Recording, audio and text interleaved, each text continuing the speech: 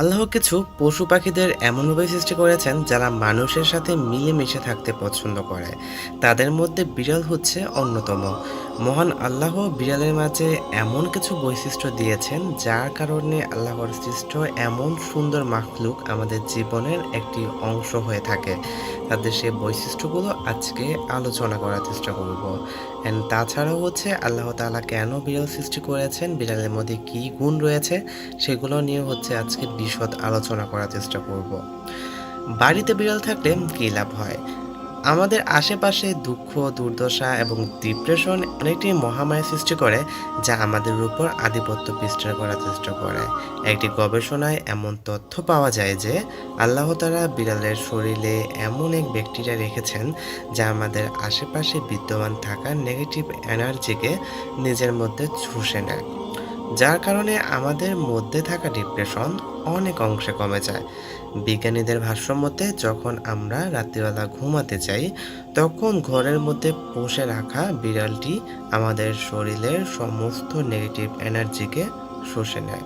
যদিও সেই ঘরের মধ্যে কোনো জিনের অস্তিত্ব বিদ্যমান থাকে, তাহলে আমাদের প্রতিপালক বিড়ালকে এমন শক্তি দিয়েছেন যার মাধ্যমে মোকাবেলা করতে পারে।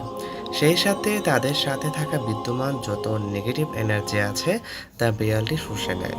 কিছু কিছু জাতির মধ্যে বিড়ালকে নাপাক প্রাণী হিসাবে আখ্যায়িত করা হলেও সেই সাথে কিছু কিছু জাতিতে এই প্রাণীকে হালাল মনে করে তা ভক্ষণ পর্যন্ত করা হয়ে থাকে। কিন্তু ইসলাম ধর্মে বিড়ালের গোশত ভক্ষণ করা নিষেধ করা হয়েছে। অন্যদিকে তাদের সাথে ভালোবাসা, সহমর্মিতার আচরণ করতে বলা হয়েছে। রাসূল সাল্লাল্লাহু আলাইহি ওয়াসাল্লাম এর আব্দুর রহমান নামের এক সাহাবী ছিল। তিনি বিড়াল খুব পছন্দ করতেন। একদিন সে সাহাবী বসে রইলেন আর তার কাপড়ের নিচ থেকে একটি বিড়াল বেরিয়ে আসলো। তখন নবীজি সে সাহাবীকে বললেন, এ আবু হুরায়রা, মানে বিড়ালের পিতা, বিড়ালদের অভিভাবক। সেই সাথে সে সাহাবীর নাম আবু হুরায়রা হয়ে যায়।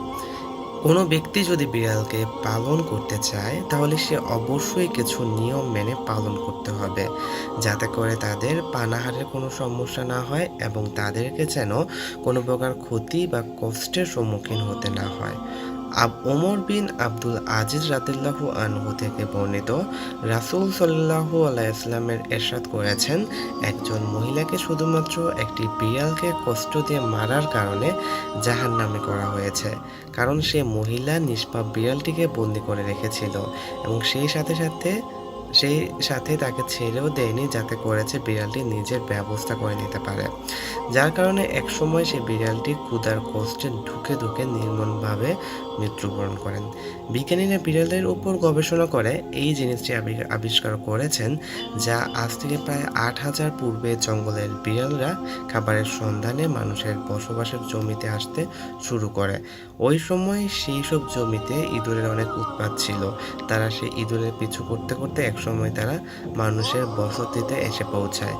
এর কারণে মানুষ ও বিড়ালের মাঝে এক প্রকার সখ্যতা গড়ে ওঠে এবং তারা আস্তে আস্তে একে অপরের প্রতি আপন হয়ে পড়ে। বর্তমান সময়ে বিড়াল আমাদের পালিত প্রাণীর লিস্টে ১ নম্বর অবস্থান করেছে।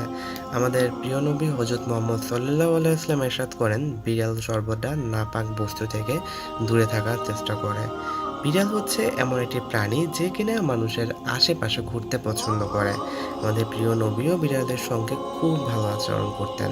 তাই আমাদের উচিত নবীর কার্যকলাপ অনুযায়ী বিড়ালের সাথে ভালো ব্যবহার করা এবং নরম আচরণ করা। সেই সাথে আমাদের উচিত তাদের খানাপিনার যত বস্তু রয়েছে তা অত্যন্ত ভালোভাবে হেফাজত করে বিড়ালকে দেওয়া। সেই সাথে একটা দিক আমাদেরকে লক্ষ্য রাখতে হবে যে বিড়াল যাতে কষ্ট না পায়। তবে কোনো বিড়াল যদি অনেক হিংস্র হয়ে যায়, সে বিড়াল যদি অপরের ক্ষতি করে ফেলে, তাহলে হচ্ছে আপনি তাকে ধরে রেখে আসতে পারেন।